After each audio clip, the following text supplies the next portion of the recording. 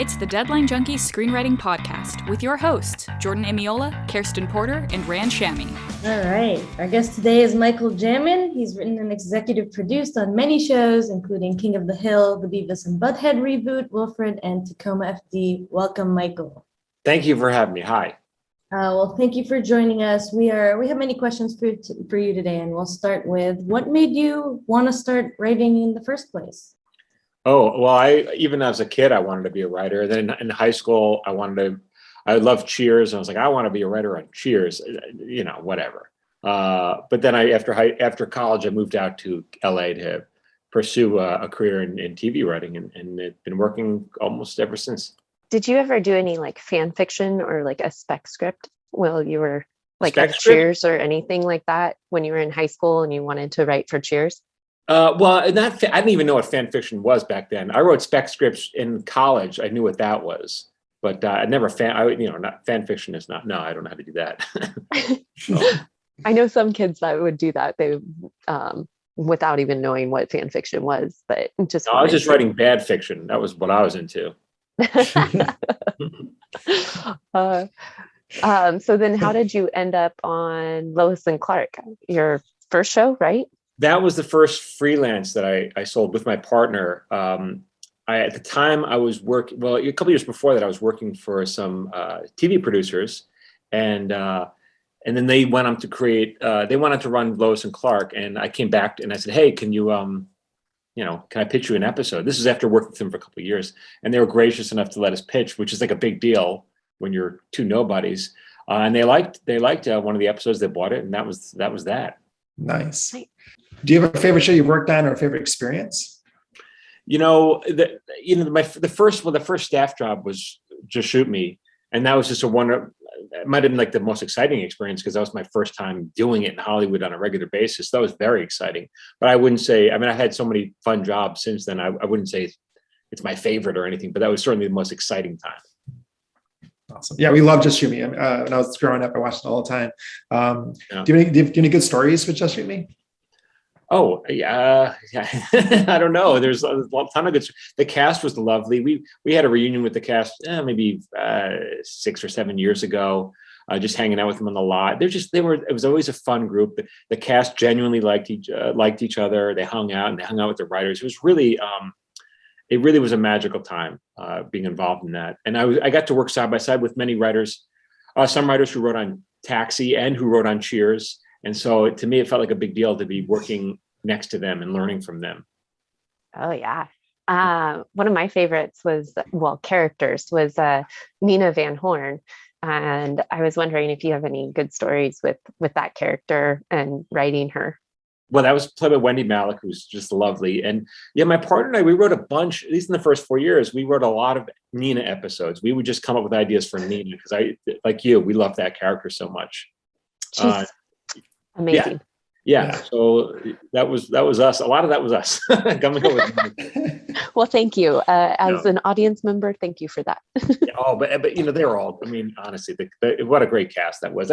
And it really was an exciting time because that show was up and coming, and this was back when people were watching sitcoms on TV, and these were big times. Not anymore. You'd wait for that Thursday night or Friday night or whatever to watch the Thursday, show. Yeah. Oh yes. Yeah, NBC must-see TV. Yeah. Yes, right. That's right. Do you have any big lessons you've learned when writing for that show? I remember, the first season for sure. I felt very over my, in water over my head. I felt I was pretending. I felt really, it was fake it till you make it.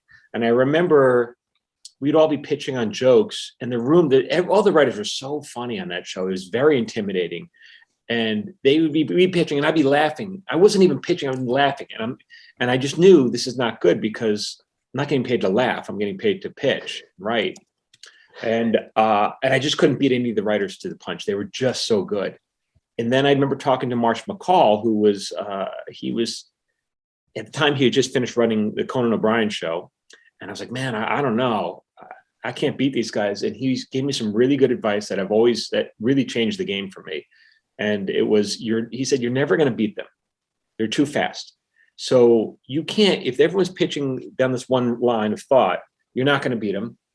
You go around it. Find another way to get to the joke. And it didn't even occur to me that there's more than one way to get to the joke. It really didn't. And I was like, oh, and after that, the way he explained it, it really opened everything up for me. And then forget it. Then it was like I was off to the races. How do you actually overcome that feeling of not feeling as quick as the writers? I feel like it's a common feeling amongst, for instance, support staff in writers' rooms. Yeah. What would you say to them when they have those experiences? Well, opening your mouth to pitch particularly a joke, or anything, but especially a joke, is one of the most intimidating things you can do, because if it doesn't get a laugh, it's just going to lay there and you're going to look like an idiot. Just no way around. People may be polite, but they know you're not a real laugh.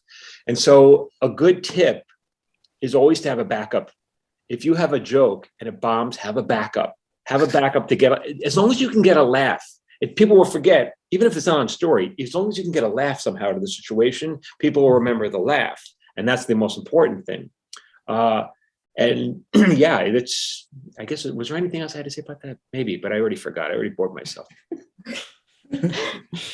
Well, have you been working in Zoom rooms? I mean, you just spoke a lot about laughing, and I feel like pitching a joke in a Zoom room isn't quite the same as it once was. Yeah, that's another thing. That's what I was going to say. If you wind up and you say, I have a joke, it's already dead. Yeah. So you have to toss it off like you don't even give a shit. That's how you do it. And I'm particularly good at that, where I kind of lean into and I toss it and I run in case it bombs. But on Zoom, it's a little different. You have to get everybody's attention because And so the show I'm currently on, Tacoma FD, it's on Zoom. So for the past 2 seasons. Wow. So it's a little trickier. Yeah. Do you have a favorite joke that you just like love of like all time, or all the jokes you've written for all your shows? People ask me that. I don't remember half the things. I honestly do not remember them. And I think that's important because jokes are disposable and people think they're precious. Oh, my favorite joke. And if it doesn't get in, what will happen? And now it's like, if it doesn't get in, I don't care. I'll come up with another one. Mm-hmm. Stories are not disposable, but jokes are disposable. Okay, so you can forget about the good jokes easily, but can you forget about the failed ones? Do you have any failed ones that are burnt in your brain? Yeah, when I think it was just Shami. We were, my partner and I were writing a script, and I wanted to put this joke in, and he's like, "That's not funny." I'm like, "It's very funny. Trust me. It's not funny. You don't know what you're talking about. It's funny." And I insisted we put it in. So we put it in. It gets to the table read, and the joke just dies. It just bombs. Only I start laughing hysterically. It goes so wrong. I'm laughing. This is the funniest I've ever been through. And because I'm laughing, everyone thinks my partner wrote the joke. And now they're looking at him, calling him out for his shitty joke. And now I'm laughing even harder. That's how you sell your partner out. Awesome. How long have you been with your partner, your running partner? We've been writing together since the early 90s. Oh, wow. Awesome. How'd you guys, can you tell us about him? Like, what's his name? How'd you guys meet? His name is Sievert Glarm. He's extremely, extremely talented writer. We were both teamed up. We were both signed individually by an agent, talent agent, and then she teamed us. We were interested in writing with a partner. She teamed us up. Nice. Are you both on Tacoma FD right now? Yeah, we do everything together except for this a book that I'm writing on the side, but everything else we do together. Nice. What makes a successful writing partnership? It is literally like a marriage. I mean, we've been together for longer than many people have been married. At this point, there's a lot of trust. There's a lot of, at the end of the day, I don't think either one of us cares if it's our idea. I don't care if it's mine, if it's his. If it's his, he's got a better idea. Let's do it. Whatever gets me home earlier that's the one we want to do. So there's a lot of trust and a lot of, we don't really fight over. Once you've done it for long enough, your ego goes out the window. It's no longer about the excitement of seeing your words on the screen. It's really more about, okay, this is the job. And how do we serve the story? Because the story is ultimately is the boss. What's the best path to serve the story? And then we get to go home. And throw any bad jokes, the blame for any bad jokes at them. Yeah, I mean, he mostly, that's mostly my category, my specialty, but yeah. Well, what's the division of labor like in your writing partnership? Do you split scenes or do you co-write them in a room together? Yeah, we literally sit in the same room together. We have one laptop with 2 monitors, And so we literally pitch the lines out loud. We say every line of dialogue out loud. It might be less important for drama, but for a comedy, you don't know if it's funny until someone laughs. So I definitely feel I've worked with a lot of writing partners and a lot of teams and a lot of individuals. And I always feel like the teams tend to put together tighter scripts simply because you really have that extra step. Is it funny or not? Yeah. So I enjoy your podcast. Thank you. I know you talk about like working your way up from like staff writer to executive producer to showrunner. Can you tell us like what's the biggest challenge you faced on becoming a showrunner? Well, so the next step below showrunner is co-executive producer, and many people spend years at that level before getting the bump to showrunner. Now, it's co-exec's a pretty sweet gig. And the money's good and you don't have all the responsibility, but you're always, no matter who you are, you're always going to second guess your boss. You're always going to think you can do it better than the boss. Then when you finally get the bump to, showrunner, like the difference is really high, and there's a lot more pressure, a lot more responsibility. And it all comes down to having the confidence of knowing story structure, how to break a story. And that's the biggest hurdle, is knowing, because you have to, you're breaking the stories, you're figuring out what all the beats are. And then when you go to the table read and something bombs, it's on you to figure out why it's not working and how to fix it fast. And all the writers, they want to go home. They don't want to be there till midnight because you can't make a decision. You have to make a decision and hopefully make the right one. I'm similar to being a director. Being the director? Yeah, I've like being decisive. Yeah, make a decision, even if it's wrong, make a decision. Yeah. That's awesome advice. And by the way, for our listeners, the podcast is called Screenwriters Need to Hear This. Yeah. So check it out. Kind of going back to Just Shoot Me, David Spade is also on Rules of Engagement. You've also worked on that show. Is that a coincidence that David Spade was on both those shows? Yeah. I mean, we were hired, how did we get in Rules? We had a deal we had an overall deal at CBS Productions, and they stuck us on the show as part of to work up our salary. And it just so happens that Spade was there. And so, yeah, Spade he's a pleasure. He's a pro. He always brings it on show night. He's very easy to work with. Any good David Spade stories? Any good David? I don't really know. I'm certainly not at liberty to tell his stories, but I guess I don't really have any good Spade stories. But again, you pitch him a joke and he'd say, I don't really want to do that. And you say, okay, well, think of something else. He goes, let me just try it. And then he had show night who just try it and to get a huge laugh. I mean, that's just how he is. He's just, he's really good at what he does. Yeah. That was a good story though. Right. Yeah, that was.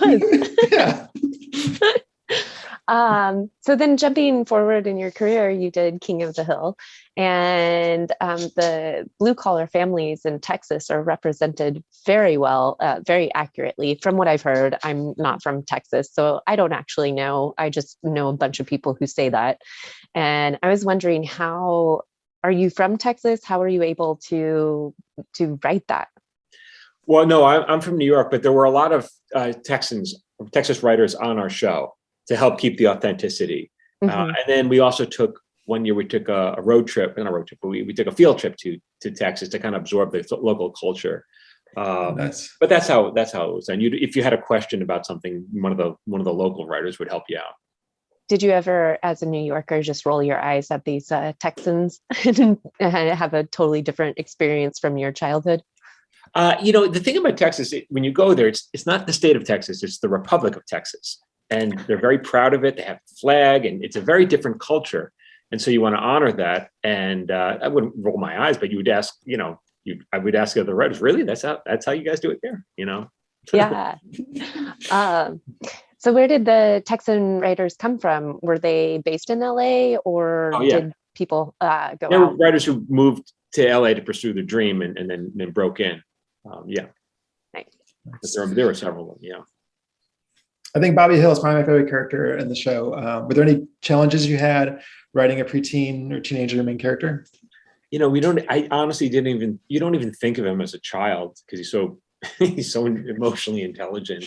No, it was, you just think back to your own child. What are things that obviously girls in high school, stuff like that. So it wasn't as hard as you might think it is. to channel Bobby Hill. He's not for me. Was he similar to you as a child? He was probably cooler. Bobby Hill. Bobby Hill had more confidence than me. Bobby had swagger. No. Were there any characters in all your career that you've had trouble like trying to tap into? Not that I'll admit. That's okay. What you usually do is you pitch in their voices. Once part of the job of the writer is to really listen and to hear how people talk, and then actually when we were doing, my partner and I ran a show called Maron with starring Mark Maron, and part of that, I'd literally be sitting next to Mark all the day, because he was one of the writers, and we sit all the time. And I remember pitching a line, and he looked at me, because I'd never say that. And I go, "You absolutely would say it. I've heard you say that." He was like, "I do? Yeah, man, that's what you say." He was like, "Really?" So that's part of the deal. You listen to them and you mimic them. You make fun of them by mimicking, Yeah. Did he say that line in the show? Oh, I'm sure he did. I'm sure he did. Yeah. He was a good sport. He just was like, "I didn't realize I said that." He talked like that. Yeah, man. That's because I'm one of my favorite characters from King of the Hill is Boomenhauer. And I love, you can't really understand anything he's saying. No. I can't. So how do you go about writing a character who the audience isn't going to understand what they're saying?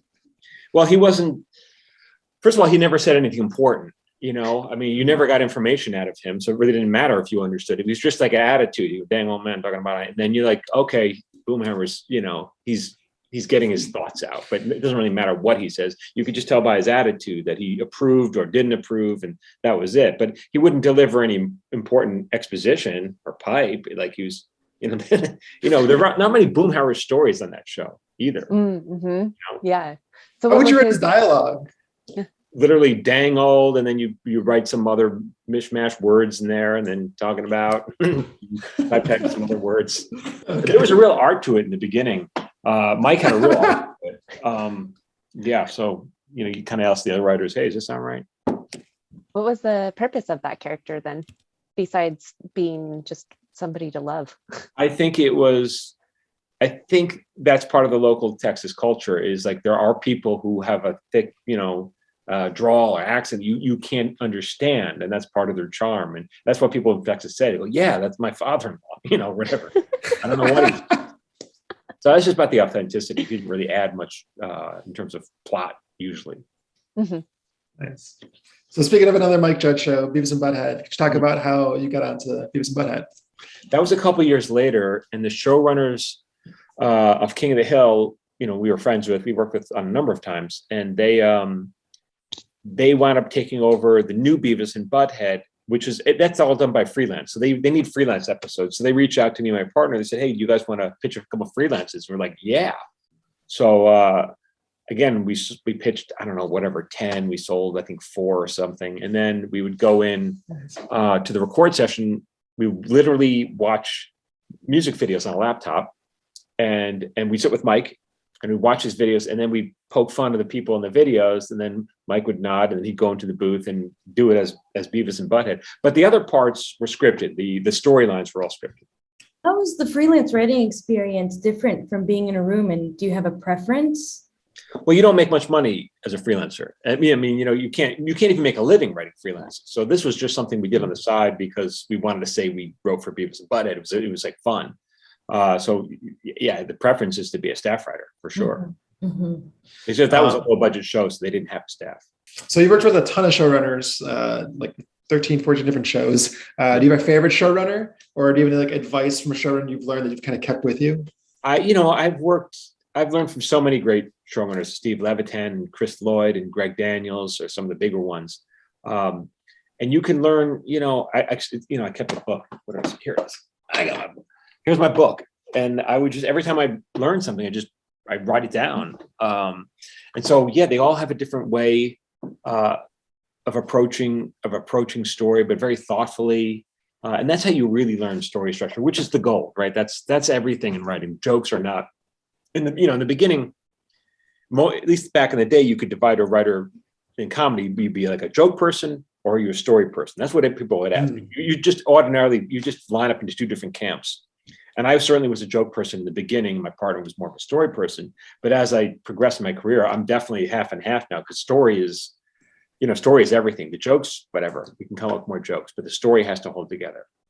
So when you became a showrunner, how did you find your method, your way of being a showrunner? Yeah, that was something my partner, when we took that first job, we reached out to our old, mentors. We're like, hey, any advice? What's your advice? And they said, yeah, this is how many stories you need to break per week. This is, things like I just told you, like make a decision, doesn't matter what it is. But also, when you're at this point, we'd already been writing for, I don't know, at least 10 years or so. So it's like you're watching them do it, and that's how you learn. The problem, I think, sometimes now is when people get to that place of showrunner too fast and they're not ready. There's so much, you really need the time. I certainly wasn't ready the first several years of my career. No way. So yeah, experience counts for a lot. To shift topics, I personally was a huge fan of Wilfred, so I'm wondering, what was it like to adapt an Australian series for an American audience? What did you have to take into account, and why did you change what changed? Well, so that show was created by Jason Gann in Australia, and then David Zuckerman, who we worked with on King of the Hill, he did the American version, and he kind of took all what he thought was the best parts of the Australian version and kind of put it into a pilot and kind of reconceived it in a little bit to make what I thought was an excellent pilot. And then he hired a staff to help create other storylines. Mm-hmm. So, but Jason Gann who played the dog, the talking dog. He was in the writer's room the whole time. He's one of the writers. Oh, wow. Yeah. So when we would pitch a storyline, you'd look at him, hey, can you play that? Say yes or no. Well, that's fun. Yeah. So have you seen the Australian version? Yeah, but I mean, not a long time ago. I watched some. Yeah. But before you started writing on the show? No, I only when we were interested in working on the show did I start. I hadn't even heard of it. And then I've seen little bits and pieces of it, but I've heard it's much weirder and darker. And so why did they decide to, the whole team decide to make it less weird and less dark? I didn't at all. I mean, that was David Zuckerman's decision when he created the pilot. But the show Wilfred was pretty, from my memory, it was pretty dark. I mean, the show is about you had to write every episode. It had to work on two levels. You have a guy, Ryan is the character, and his magic talking dog. Or is Ryan mentally ill, and is the dog just a projection of all his internal thoughts? Mm-hmm. And so every line of dialogue had to work on both levels. And so you're dealing about, it's a show ostensibly about mental disease. And so that's already a little dark. Yeah. How do you write about mental illness in a compassionate and informative way? I don't know if we did. You were just at the other half. You're like, well, that's also, we want to see the dog get high and dance too. So, yeah. I mean, I don't really know, but it was, obviously the guy being flipped, but the guy, I'm not sure if we ever diagnosed him as having mental illness, but he was talking to an imaginary dog. So there's something going on in him. I'm not sure, you need the, I don't know. There's something going on. Yeah. And in the beginning, he's dealing with depression, yes. Or he's suicidal. So there's that too. Yeah, there's that. Right.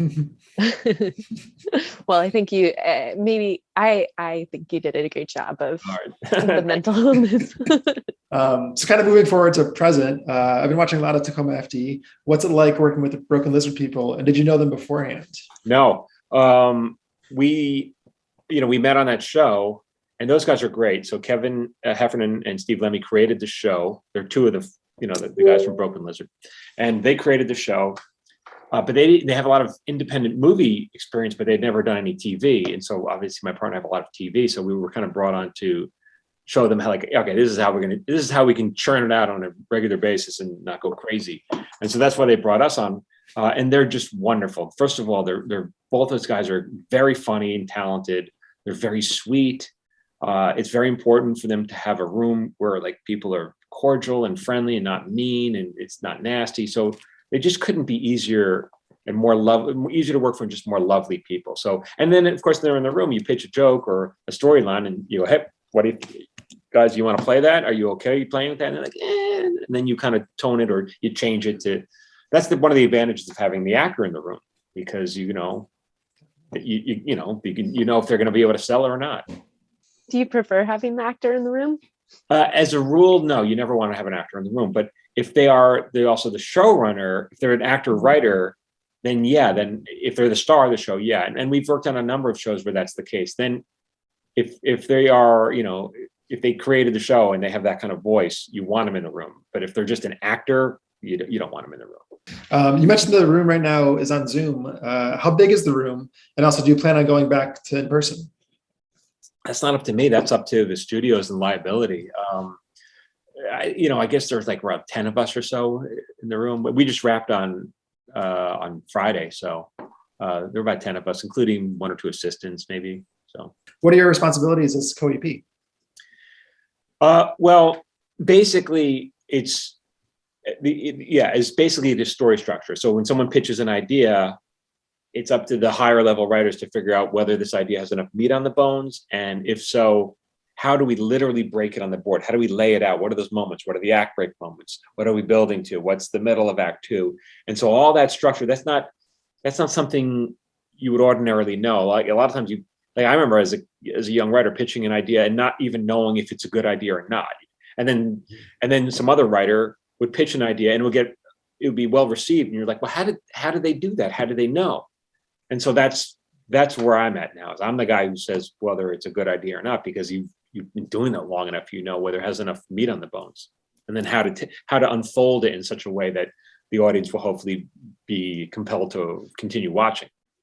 So now you're also teaching screenwriting, and what inspired you to share your knowledge and help up and coming writers? That happened. This has been a long project. I have a friend, Phil, who I co-host the podcast with. He went to film school, and then when he got out, he was asking me questions, but read my script, that kind of thing. And so I talked to him, and I was like, well, that's not how we approach story in the real world. And I would sit down and go, this is how I do it. And then he was like, why didn't I learn that in film school? And I'm like, I don't know. Can you get your money back? And he was hounding me to make a course. He's like, I have so many friends that they would love this. Like, well, I'm not really interested. I don't have the time or whatever. And then the pandemic hit, and I had nothing. But for the first 6 months, like I had nothing going on. I had no pilots. I had no project. Like everything was dead, and I knew it would be. And so I was like, all right, let's make this course, Phil. And so that's how that happened. And then of course now, I was back at work about maybe a year afterwards. But that was a long 6 months. We had nothing going on. How did you meet Phil? Oh, that's a good story. So I didn't know Phil. My wife has a brand of girls' clothing called Twirly Girl, and she was building a website, and she found this company, whatever, in the middle of nowhere, and they overpromised and underdelivered. And Phil was working there, as that was part of his job as an SEO, search engine optimization, and he was disappointed with how his bosses oversold the company. They promised and underdelivered. And he got on the phone with my wife. This is how you get ahead in Hollywood. He said, listen, I'm not getting paid. I'm going to make this right because I don't like what my bosses did to you. I would help fix this as best as I can on my own time. So here's someone who's just giving because he wanted to be a good person, and he was giving, but not asking. He was giving. And then she's working with her for a couple months, and then he lets it out that he wants to be a screenwriter. My wife's like, oh, that's what my husband does. He would be happy to help you out. And I was, and it's only because he had given me so much. He wasn't asking me, he was giving me so much. That's awesome. Yeah. Yeah.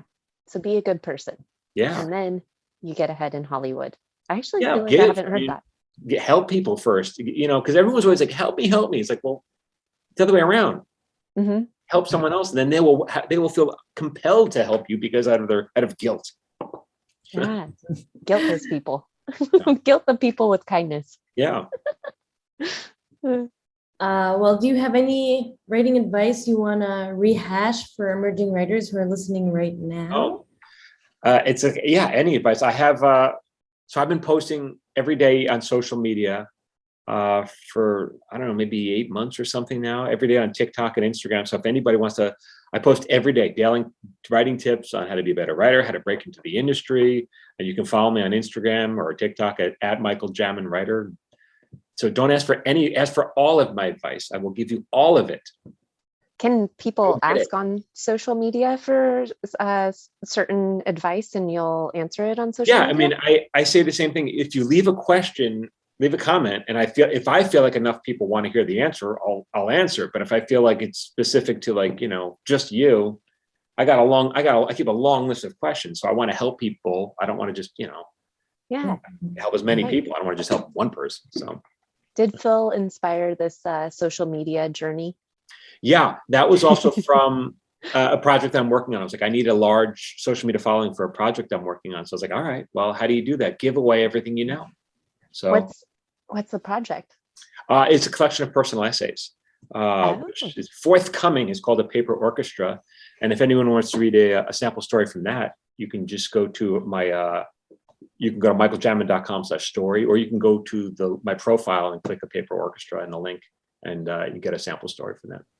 And you said personal essays. So is that more focused on your career and writing, or is it more personal life? It's a little bit of both. I've always been a huge fan of David Sedaris. I mean, I've read everything he's written, probably 4 or 5 times. And then I was like, man, I should probably, like, wonder what that would be like if I did that. And so that's what inspired me. This is my own version of, stories. But as I say, like, I'm not famous. I'm not a person of note. No one wants to hear what my 4th grade, teacher thought about me or whatever. I'm not, I'm not a world leader. So the details are from my life, but the stories are really yours. I'm really trying to tell your story, but the details are mine. So it's much less, you really take the ego out of it, and you really try to, I'm always approaching it, even as a way a television writer or a screenwriter would, is like, I feel a strong obligation when I'm writing anything, whether it's a personal essay or a screenplay, is I want to make sure I'm entertaining the audience, because if I'm not, they'll find something else to do, So I'm not begging them to watch. I have to give them that. Is like, don't give them a reason to leave, give them a reason to stay. So I feel so when I talk, so some of the stories, it's a long way to answer your question, but yeah, so some stories are like how I broke into Hollywood, but not because I think TV writers want to know. I think it's because people want to hear a story about, just someone struggling in their young, early 20s, and what that's like, and what that loneliness and that frustration is. And so it's not like a how-to. It's more like, hey, we're all human. Let's just share these stories. Totally. Is there a date we can expect these personal essays to be released? I'm not quite done. I got them all here. I'm constantly working on it. I have a couple more I have to finish, and then we'll talk with my agent about what the next steps are. Yeah. Oh. We'll look out for it on your social media. Yeah. Thank you. So you've written a lot of TV shows. Have you ever dabbled into movie writing? My partner and I rewrote 3 movies. We've sold 2 of them and vowed never to do it again. It's not, if you in film, the director is the boss. And the writer is just, the person who writes the script. In TV, the writer really is the boss. The showrunner is the boss, not even the director. So it's just, to me, it's just more satisfying. You can, so movies are getting harder and harder to sell now, but like even 15 years ago, you could make a pretty good living selling movies that never, ever get made, ever. And you could have a big house on Mulholland Drive with a view and everything, and you have nothing to show for it. You just have other than the checks, because they don't make movies. They buy them, but they don't really make them. It's really like a miracle to get a movie made. And that doesn't really appeal to me. I wanted to, I can write a TV show in 3 weeks. You're watching it on the air, So to me, that's just more exciting. What were the movies that you sold? We sold 2 to 20th Century Fox, and one was called Only Child. It was a high concept movie about a kid, about a spoiled kind of, I guess he was I'm trying to remember. He's like 30s. It was about a spoiled guy who thinks his life would have been better if he had siblings, because then they would help out aging mom and dad. And then one day magic happens and he wakes up and he's got instant siblings who drive him crazy. And the other was like a teen stoner comedy called student teacher. That was funny. My partner came up with that idea. It was like, hey, that's a funny name for a title for a movie, Student Teacher. So you can figure out what it's about, a student who passes himself off as a teacher for a year. And did both of those not get made? Yeah, neither got made. They sold, we got the check.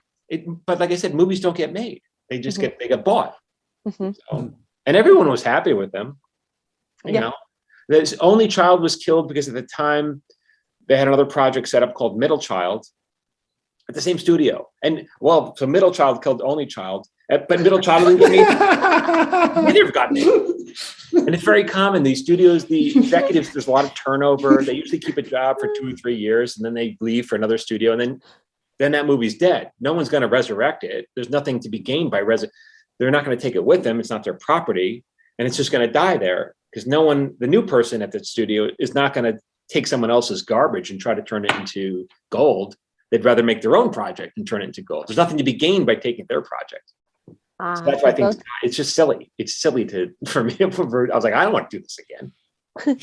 So both kids died. Both sad. kids died. So do you have a favorite actor or director that you've loved working with? I've worked with so many actors, directors. I would say Rob Cohen, and who's been a dear friend who was a writer I worked with on many shows and then became a director. And now he just recently directed a bunch of Somebody Somewheres. Remember that show, Somebody Somewhere? That was wonderful. Yeah, get a bunch of those. I love working with him, but also Steve Pink, who directed Hot Tub Time Machine, or did he write it or direct it? I don't know. Sorry, Steve, but he's wonderful. And we worked with him on a show starring these two YouTubers named Brett and Link. And I remember in the beginning, Steve and I did not get along, but we learned to love each other. And he's a wonderful director, and I really trust him with my work. So he's great. Nice. Or you should have him direct your movies if they weren't dead. Yeah. So you've written live action and animation. Which do you prefer and why? When I'm working on live action, I prefer animation. When I'm working animation, it's just because, well, first, the problem with animation, the hours are pretty good, but it tends not to be Writers Guild. It tends to be covered by IATSE or the Animation Guild, which is not as good a union. But there are some advantages. You can get great acting talent easy because they're happy to show up for very little money to sit in front of a microphone. They don't need hair and makeup, and they have fun. So I've worked for some wonderfully talented, A-list celebrities on all the animated shows I've done. So that's cool. Live action sometimes is fun let's see it on its feet, but it depends. We have an animated project we're working on now and a live action pilot. So we'll see which happens first. Awesome. So you kind of already talked about the movies that weren't produced. Were there any TV shows that were your passion projects that didn't get produced? Sure. You sell it's similar in TV. You'll sell a pilot. The odds of selling a pilot are very low, but if you sell it, great, you get a check, and it can be a sizable check. But the odds of it actually getting shot are very low. And the odds of it, once it gets shot, to getting on the air are like almost non-existent. So yeah, I've made a long career of selling projects that wind up, in someone's trash can. But that's okay. That's part of the deal. It's still. Do you have a favorite? Yeah. Do you have a favorite one? You're like, I wish that one. Oh, listen, every time you write a script, you go, you wish it's this one. I mean, you fall in love with it and then it's dead. So I don't think there's one more so than any of the other ones. So you love it, but also sometimes sometimes someone will pitch you an idea. A producer will pitch you their idea and you're like, I don't know, but you do it anyway. And then you sell it. And then as you start writing it, you fall in love with it and you forget that it's really their idea because it's yours now. You put so much into it. You honestly forget that it's theirs. You think it's yours. You mentioned you're currently working on both a live action and animated show. Any details you can share about that, or is it still under wraps? Not yet. I don't talk about it until the ink is signed. The ink dries. And then I announce. But right now it's there's still a couple things we're waiting on, some details we're waiting on. So well, we'll keep an ear out. And we like to end our podcast episodes with a question we ask all our guests, which is, what is your favorite show that you're watching now or of all time? Well, I watched the pilot of Somebody Somewhere. I thought that was one of the best pilots I've ever seen. It was messy in a perfect way, and not over-explained. It was a little like, what's this? I'm not sure what's going on here. And you have to catch up to it. And so I thought that was beautifully done because it was not perfect. It was intentionally a little dirty. It was wonderful. So I love that. I watched Severance, which I love. What was the other question? What was the second part? Of all time. Of all time? Probably my favorite shows of all time? Yeah. Oh, well, I guess I tend to look at things from a point of view as a writer. And I remember finishing Breaking Bad and thinking, like, was this written by God and just given to them? Everything was so perfect. I was like, how did they do that? But that's drama, and I'm not a drama writer, but I was blown away by how amazingly written it was. If you could do the reboot, would you do the reboot Of Breaking Bad? Yeah. Comedy style. Leave it alone. Don't ruin it. Leave it alone. What if God came down, gave you the script? Yeah, that would be you different. got the credit. Sure, I'll sign up for that. Is Cheers still on your list? You mentioned Cheers a lot. I love Cheers. Once in a while I'll put on an old episode of Cheers, and I loved what I really like about that show is how it's not. There's some always big laughs and big jokes, but it wasn't joke, which is the pacing of many shows today. And I just don't. Even though I can do that and I can write that, I prefer not to watch that. Mm-hmm. So I watched Barry last night. Loved it. Loved Barry. Oh, good show. But again, it's not joke, but it's funny. Wait, do you prefer to write joke, or? It's whoever's handing me money. That's why I prefer to write for them. But I can do it either way. When I personally, I like dark comedy. As I've gotten older, I prefer not to write joke because I don't know. I just let the moment land. And even when you see like my personal essays, I'm not trying to make it. I'm not trying to. To me, it's more interesting not to do that. The power of comedy is when not to use it, in my opinion. It's when not to use it. If you're really good at it, don't use it all the time. That should be on your social media. There's a tip I've mentioned that before. It's like that's where it's most powerful. It's like once you get people to laugh, great, they lower the guard and then punch them right in the heart and punch them hard, but not with a joke, and let it sit there. The problem often in some shows is like you'll get to a moment of heart and then they ruin it with a joke. It's like, no, man, let it sit there. Let the uncomfortable play. Let people leave, because that emotion, I feel, is way more powerful than a laugh. It's just that uncomfortable, that awkwardness is just it's so powerful. Mm-hmm. And I say this as a joke writer. Yeah, that means something. Yeah. Right? Well, that's all the questions we have for you today, Michael. Thank you so much for joining us, for sharing your stories and your insights. We really appreciate your time. Thank you. Thank you for having me. Good luck to all. Thank you. Yeah. Thank you. Thank you so much. Thank you. Subscribe, rate, and review for more episodes. Thanks for watching the Deadline Junkies Screenwriting Podcast.